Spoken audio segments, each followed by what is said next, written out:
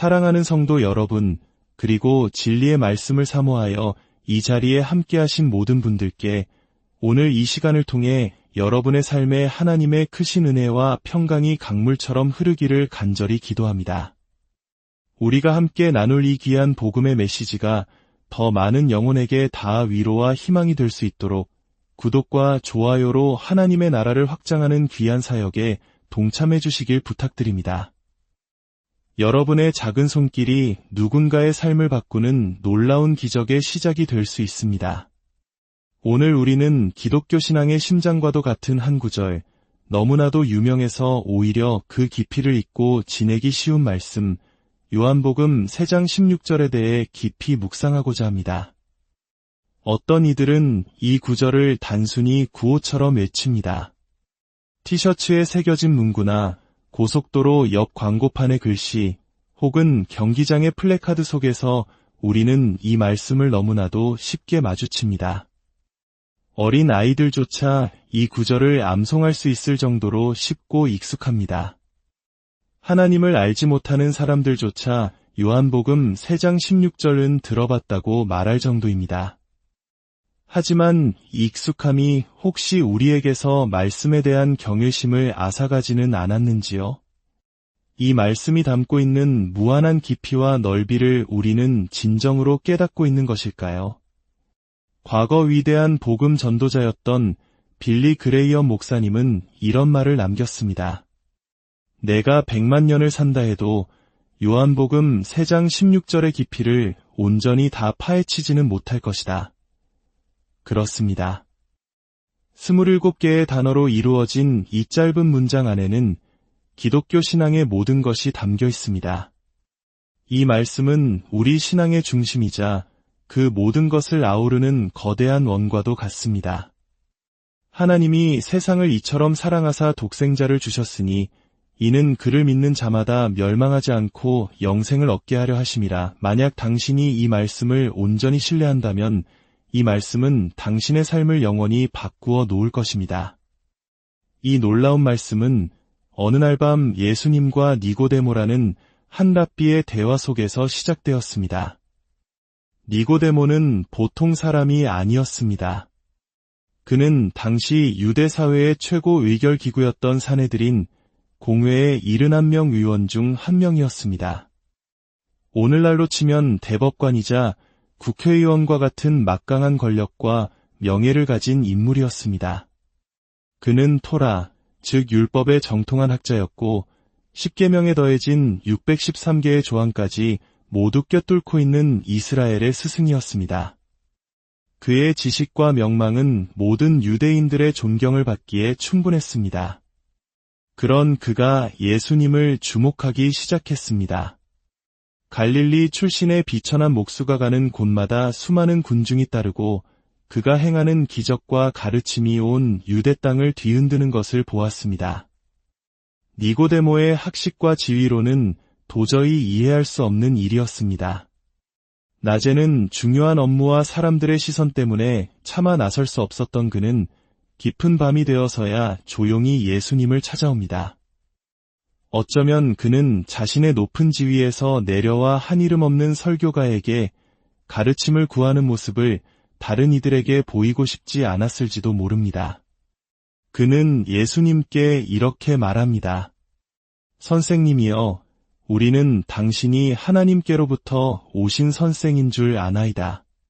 하나님이 함께 하시지 아니하시면 당신이 행하시는 이 표적을 아무도 할 수 없음이니이다. 예수님은 그의 칭찬이나 탐색적인 질문에 응하지 않으시고 대화의 핵심을 바로 꿰뚫으셨습니다. 그리고 니고데모의 영혼에 직접 말씀하셨습니다.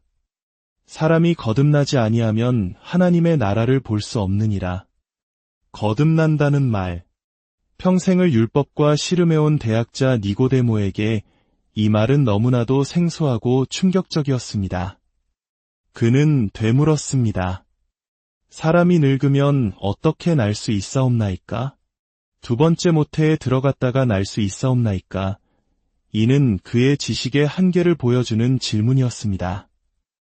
그는 영적인 탄생을 육적인 탄생의 차원에서 이해하려 했던 것입니다. 예수님은 그런 그에게 바람의 비유를 들어 설명하십니다. 바람이 어디서 와서 어디로 가는지 우리가 알 수 없지만 그 존재를 느끼는 것처럼 성령으로 나는 것도 이와 같다고 말입니다. 거듭난다는 것은 무엇일까요? 헬라어 원어에는 다시를 의미하는 두 개의 단어가 있습니다. 하나는 팔린으로 이전에 있었던 것에서부터 다시 시작하는 것을 의미합니다. 다른 하나는 아노덴으로 위로부터 오는 새로운 시작을 의미합니다. 우리의 첫 번째 탄생은 육신의 부모님을 통해 이 땅에서 이루어졌습니다. 한 어머니가 한 자녀를 2번 낳는 것은 물리적으로 불가능합니다. 이것이 바로 니고데모가 이해했던 육적인 차원의 탄생입니다. 하지만 예수님께서 말씀하신 거듭남은 바로 아노덴, 즉 위로부터 오는 2번째 탄생을 의미합니다. 우리의 첫 번째 탄생이 자연적이었다면 2번째 탄생은 초자연적입니다. 첫 번째 탄생이 우리를 이 세상으로 인도했다면 2번째 탄생은 우리를 이 세상 넘어 영원한 하나님의 나라로 인도합니다. 당신이 얼마나 선한 사람인지는 중요하지 않습니다. 당신은 거듭나야 합니다. 당신이 얼마나 많이 배웠고 얼마나 많은 돈을 가졌는지는 중요하지 않습니다. 당신은 반드시 거듭나야 합니다. 당신이 하나님의 얼굴을 뵙기 원한다면 반드시 위로부터 다시 태어나야 합니다. 육으로 난 것은 육이요, 영으로 난 것은 영이기 때문입니다. 이 놀라운 영적 탄생의 비밀이 바로 요한복음 3장 16절에 담겨 있습니다. 하나님이 세상을 이처럼 사랑하사 독생자를 주셨으니 이는 그를 믿는 자마다 멸망하지 않고 영생을 얻게 하려 하심이라. 이 구절은 4개의 핵심적인 행동으로 요약할 수 있습니다. 하나님께서 사랑하셨고 그분은 주셨습니다. 우리는 믿고 우리는 영생을 얻습니다. 사랑하셨고 주셨고 믿었고 얻었습니다. 이것이 바로 복음의 전부입니다. 먼저 이 사랑의 근원이신 하나님에 대해 생각해 봅시다. 그분은 얼마나 위대하신 분일까요? 미국의 거대한 미시시피 강을 예로 들어보겠습니다. 이 강은 세계에서 4번째로 긴 강으로 그 시작은 미네소타 주의 작은 호수에서 비롯됩니다. 발원지에서는 그 폭이 불과 몇 미터의 불과에 건너뛸 수도 있을 정도입니다. 하지만 이 작은 물줄기는 수천 킬로미터를 흘러 멕시코만에 이르렀을 때 그 깊이를 가늠할 수 없는 거대한 바다와 합쳐집니다.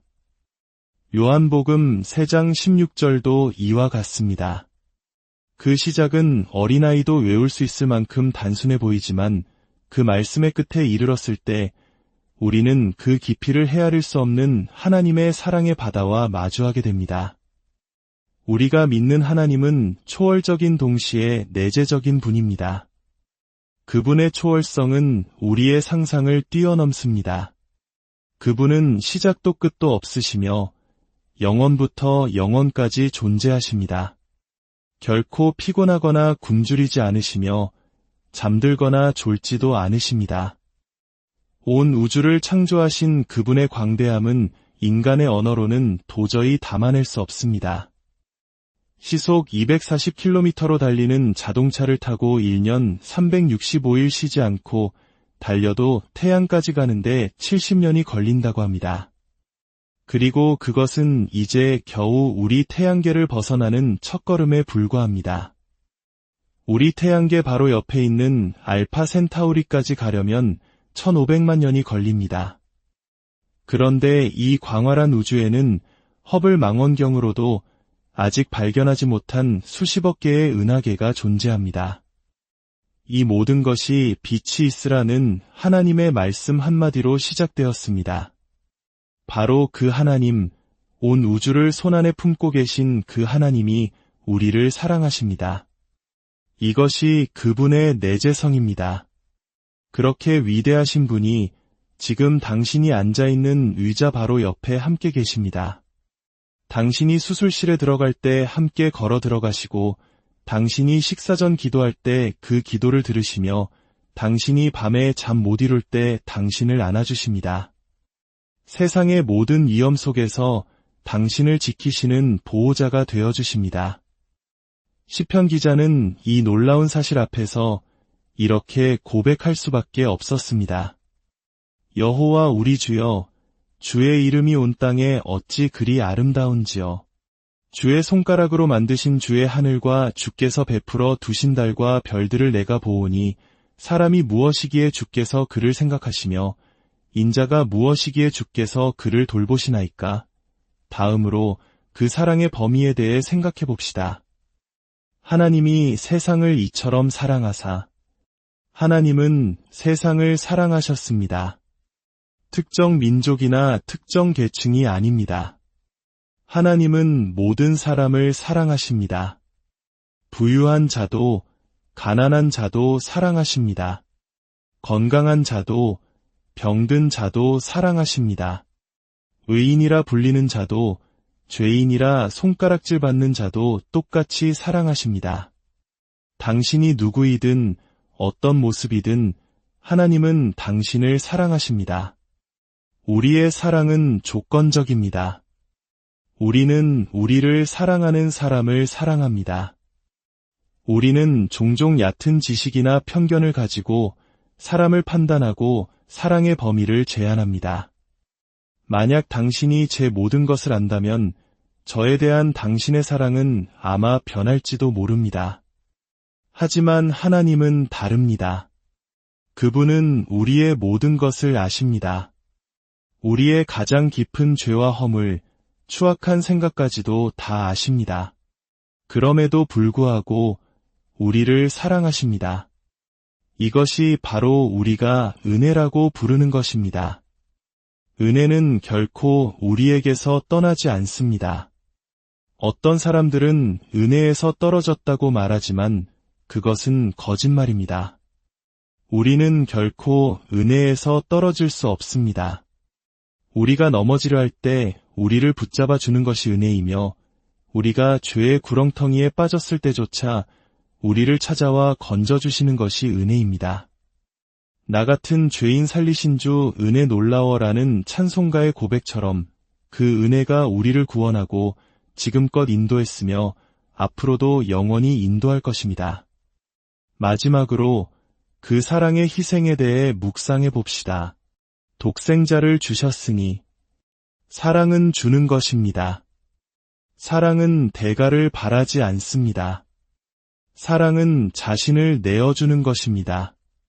우리가 누군가에게 무언가를 베풀 때 우리는 가장 하나님을 닮은 모습이 됩니다. 하나님은 우리를 너무나도 사랑하셔서 당신의 가장 소중한 것, 하나뿐인 아들 예수 그리스도를 우리에게 내어주셨습니다.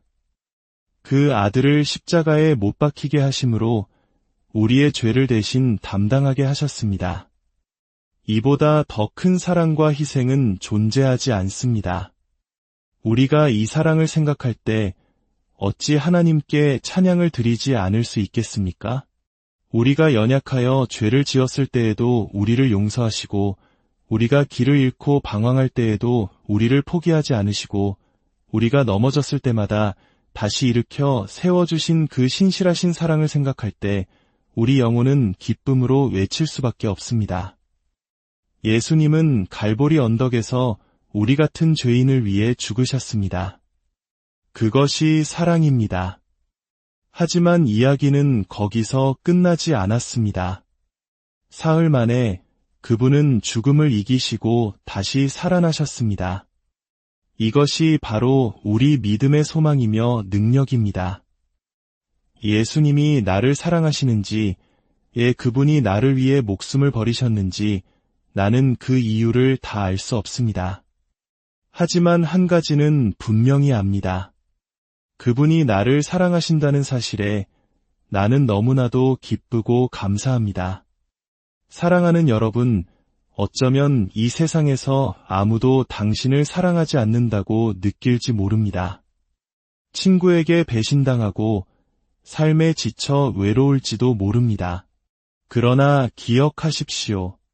온 우주를 만드신 하나님, 그분의 사랑의 깊이와 넓이와 높이는 결코 측량할 수 없습니다.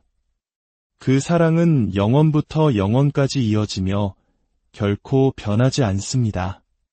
그 하나님이 오늘, 바로 지금 당신을 사랑하고 계십니다. 그분은 죽음과 지옥의 열쇠를 쥐고 계시며 당신의 삶을 영원한 생명으로 인도하기 원하십니다. 지금 이 순간 그 크신 사랑 앞에 나아와 당신의 마음을 열고 그분을 영접하시지 않겠습니까? 그 사랑 안에서 참된 평안과 영원한 생명을 누리시는 여러분 모두가 되시기를 주님의